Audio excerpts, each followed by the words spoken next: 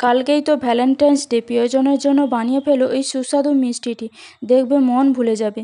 তো এই মিষ্টিটি বানানোর জন্য লাগবে হচ্ছে কমলা লেবু আর 1 বাটি মতো দুধ আর বেশ কয়েকটা পরিমাণ রসগোল্লা। তো কমলা লেবুর খোসাটা ভালোভাবে ছাড়িয়ে এইভাবে আমি ছেঁকনির সাহায্যে আমি রসটাকে চেপে চেপে এগুলোকে বের করে নেব। সুন্দর করে ছেঁকনির সাহায্যে রসটাকে দেখো সুন্দর করে বের করে নিয়েছি। কড়াইতে দুধটা দেওয়ার পর সুন্দরভাবে আমি জাল দিয়ে দেবো। জাল দেওয়ার পর এখানে আমি কমলালেবু রসটা দিয়ে দেবো। কমলালেবু রসটা দিয়ে হাতা দিয়ে এইভাবে নাড়তে নাড়তে দেখবে যে ছানা কেটে গেছে। সুন্দরভাবে ছানা কাটা হয়ে গেলে এইভাবে আবারও আমি জল সমেত ছানাটা ভালোভাবে বসিয়ে আমি জাল দিয়ে নেব।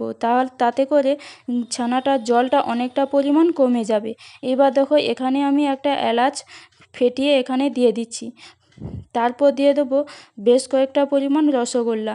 আর ছানা সমেত রসগোল্লাগুলো বা জলগুলো একসঙ্গে এইভাবে হাতা দিয়ে নাড়তে থাকবো। এই জলটা কিছুটা পরিমাণ কমে গেলে এখানে দিয়ে দেবো 1 বাটি মতো চিনি। তোমরা যেরকম অনুযায়ী মিষ্টি খেতে চাইবে সেই মতো অনুযায়ী তোমরা চিনিটা অ্যাড করবে। এরপর ভালোভাবে চিনিটা গলে গেলে এরপর দিয়ে দেবো হচ্ছে কনডেন্স মিল্ক।